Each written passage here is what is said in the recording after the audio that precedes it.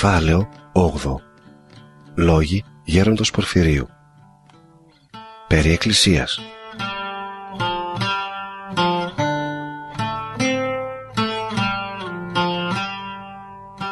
Η Εκκλησία είναι άναρχη, ατελεύτητη, αιώνια.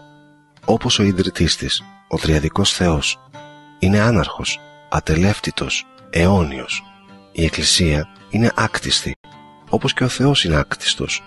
Υπήρχε πρώτων αιώνων, πρώτων αγγέλων, πρώτης δημιουργίας του κόσμου, προκαταβολής κόσμου, λέγει ο Απόστολος Παύλος. Είναι θείο καθίδρυμα και σε αυτήν κατοικεί παν το πλήρωμα της θεότητος. Είναι έκφραση της πολυπίκυλης σοφίας του Θεού. Είναι το μυστήριο των μυστηρίων. Υπήρξε αφανέρωτο και εφανερώθη επεσχάτων των χρόνων. Η Εκκλησία παραμένει απαρασάλευτη, γιατί είναι ριζωμένη στην αγάπη και στη σοφή πρόνοια του Θεού. Την αιώνια Εκκλησία αποτελούν τα τρία πρόσωπα της Αγίας Τριάδος. Στη σκέψη και στην αγάπη του Τριαδικού Θεού υπήρχαν απαρχής και οι άγγελοι και οι άνθρωποι. Εμείς οι άνθρωποι δεν γεννηθήκαμε τώρα. Μέσα στην παντογνωσία του Θεού υπήρχαμε πρώτων αιώνων.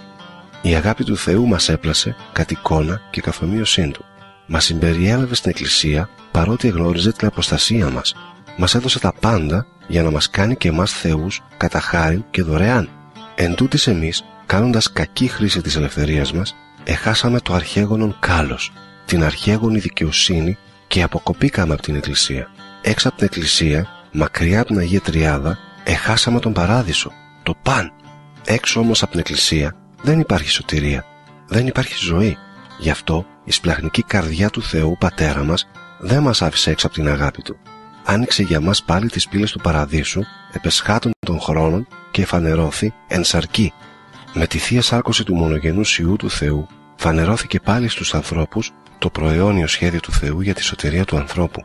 Λέει ο Απόστολος Παύλος στον Τιμόθεο: «Και ομολογουμένος μέγα εστίτο της ευσεβίας μυστήριων, Θεός εφανερώθη εν σαρκή, εδικαιώθη εν πνεύματι, όφθη αγγέλης εκηρύχθη εν έθνεσιν, επιστέφθη εν κόσμο, ανελήφθη εν δόξη».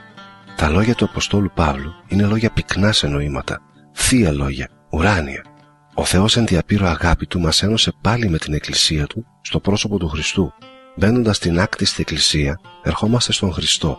Μπαίνουμε στο άκτιστον.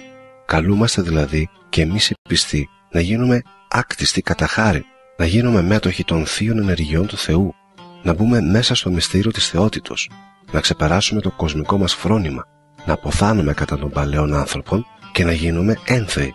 Όταν ζούμε στην Εκκλησία, ζούμε τον Χριστό. Αυτό είναι πολύ λεπτό θέμα. Δεν μπορούμε να το καταλάβουμε. Μόνο το Άγιον Πνεύμα μπορεί να μας το διδάξει.